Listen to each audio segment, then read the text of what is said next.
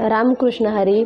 तर आज आहे भोगी आणि भोगीच्या दिवशी मी उद्या संक्रांतीसाठी बनवणार आहे तिळाचे लाडू. तर तुम्ही बघू शकता इकडे मी कढई गरम करायला ठेवली आहे आणि त्यामध्ये शेंगदाणे घेतलेले आहेत आणि हे छान असे खरपूस भाजून घ्यायचे आहेत. जेवढे शेंगदाणे खरपूस भाजून घ्याल तेवढे लाडूमध्ये खूप सुंदर लागतात.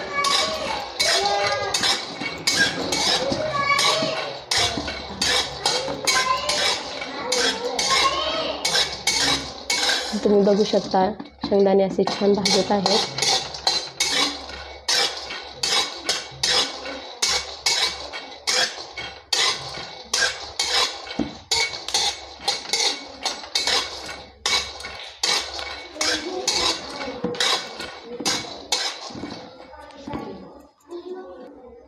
तर इकडे बघू शकता तुम्ही शेंगदाणे असे खरपूस छान भाजून घेतलेले आहेत मी आणि हे घ्यायचे आता काढून.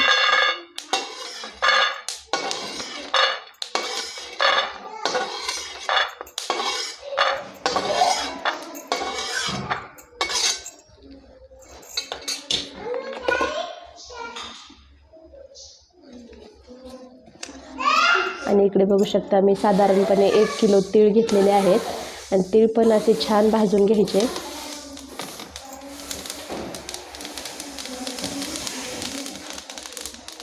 तर तीळ भाजताना गॅस थोडा कमीच ठेवायचा कारण आतनं छान तीळ असे भाजतात.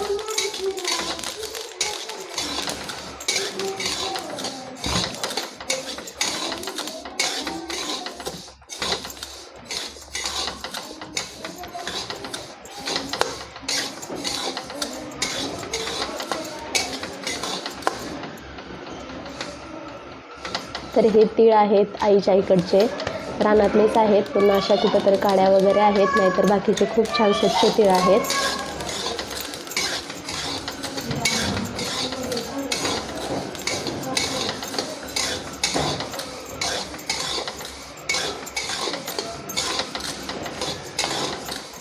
तर तुम्हाला जशी लागेल तशी तुम्ही तिळाची गुळाची क्वांटिटी वाढवू शकता. तर मी 1 किलो तीळ घेतले तर साधारणपणे गूळ पण त्याच्यासाठी 1 किलोच घेतलेला आहे. तीळ असे पूर्ण छान भाजून घ्यायचे आहेत.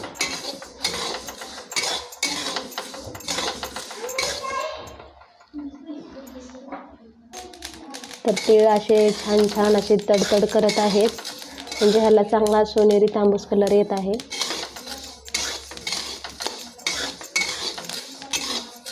कमी गॅसवर भाजत असल्यामुळं वेळ लागतो थोडा.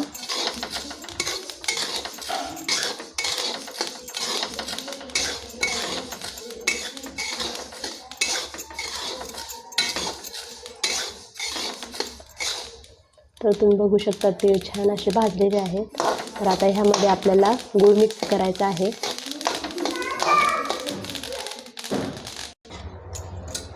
बघू शकता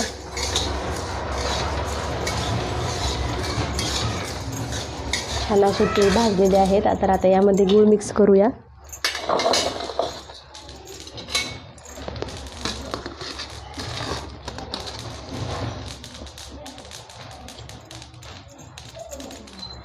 गुळ असा मी खिसून घेतलेला आहे कारण आतमध्ये गाठी जर असल्या तर लाडू बांधायला खूप त्रास पडतो.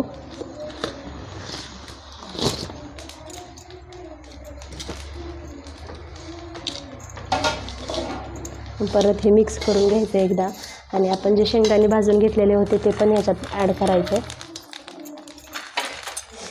शेंगदाण्यामुळे तिळाचा लाडू खूप चवीला छान लागतो.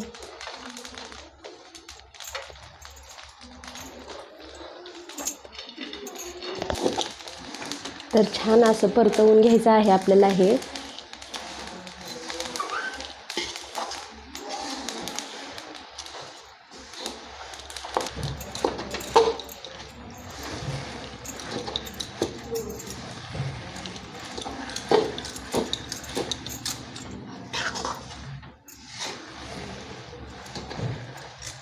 आता तुम्ही इकडे तर मी याच्यामध्ये विलायचीची पूड टाकते, थोडीशी बारीक करून ठेवलेला आहे.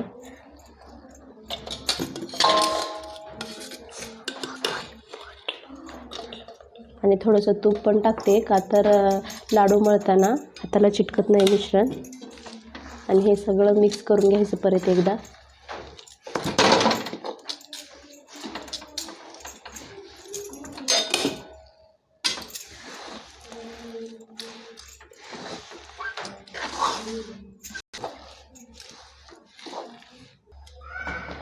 तर बघू शकता तुम्ही हे पूर्ण आता एक थोडा वेळ ठेवलं म्हणजे थंड झाले की याचे लाडू मळता येतात.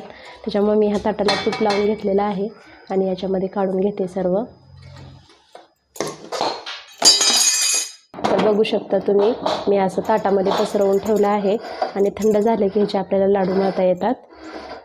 तर तुम्ही कशा पद्धतीने लाडू बनवता हे मला नक्की कमेंटमध्ये सांगा आणि माझ्या चॅनलवर नवीन असाल तर सबस्क्राईब करायला विसरू नका. रामकृष्ण हरी.